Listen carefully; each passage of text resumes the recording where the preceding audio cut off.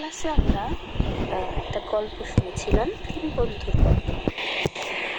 আচ্ছা, তিন বন্ধুর গল্প। তিনজন বন্ধু হচ্ছে ইঁদুর, ভালুক এবং খরগোশ।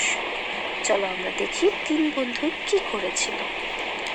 এক বনে ছিল তিন বন্ধু, মস্ত বড় লোমশ ভালুক, ছোট্ট এক ইঁদুর আর তুলতুলে সাদা খরগোশ। ওরা তিনজন মিলে খুব খেলাধুলা করত। একদিন ওরা ভাবলো আজকে জঙ্গলের ভেতর ঘুরতে যাবে।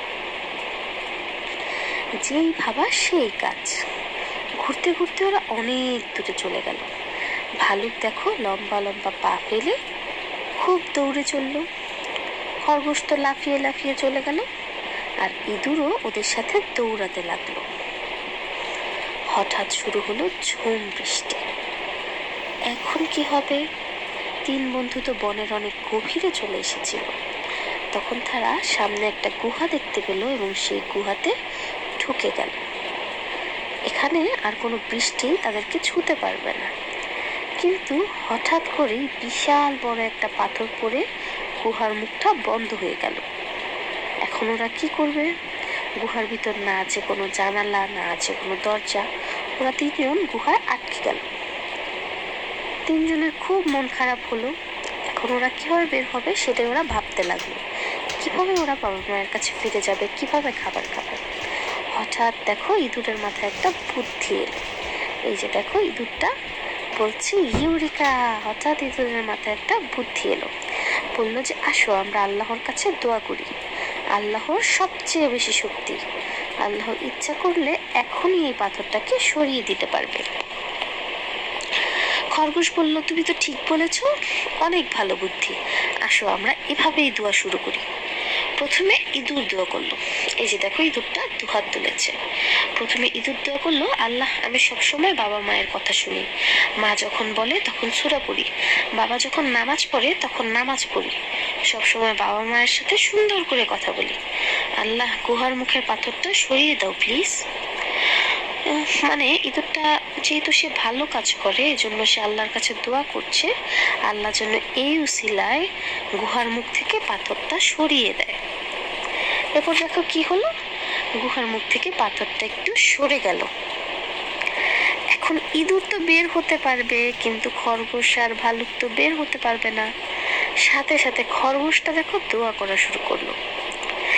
খরগোশ দোয়া করলো যে সে একদিন একটা গাজর চুরি করতে চেয়েছিল, কিন্তু বাগানে ঢোকার পর মনে হলো এটা তো খারাপ কাজ, তাই সে আর চুরি করেনি। গাজরটা খুব খেতে ইচ্ছে করছিল, তবু আল্লাহ যেহেতু মানা করেছে তাই খরগোশ কোনো গাজর চুরি করেনি।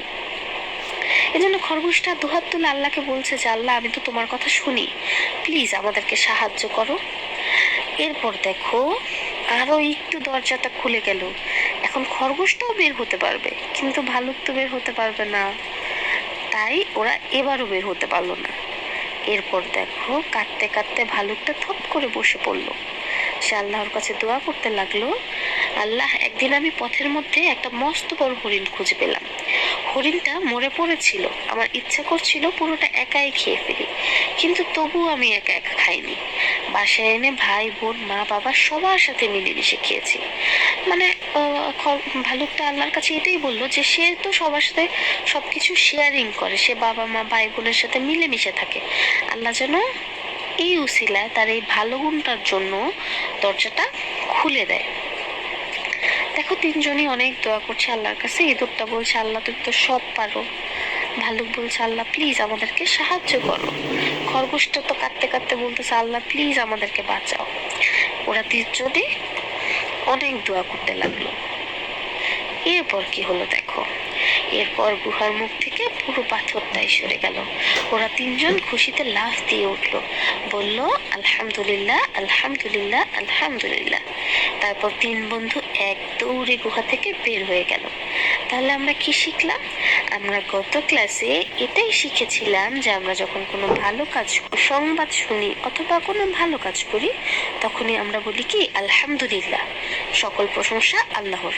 অর্থাৎ ভালো কথা বললে, ভালো কথা শুনলে অথবা ভালো কোনো কাজ করলে আমরা সব সময় সব খুশির কথায় বলি আলহামদুলিল্লাহ। আচ্ছা, আমরা আরো একটা আদব শিখেছিলাম, সেটা হচ্ছে কথা শুরু করার আদব। আমরা যখন কারোর সাথে কথা শুরু করি, যেমন মিস যখন তোমাদের সাথে ক্লাসটা শুরু করেছিলাম তখন মিস কি করেছিলাম, সালাম দিয়েছিলাম, তাই না? তো এটা হচ্ছে আমাদের কথা শুরু করার আদব। আমরা যখন কোনো কথা শুরু করব তখন আমরা সব সময় সালাম দিব। তো সালামটা আমরা একটু শুদ্ধভাবে শেখার চেষ্টা করেছিলাম ক্লাসে।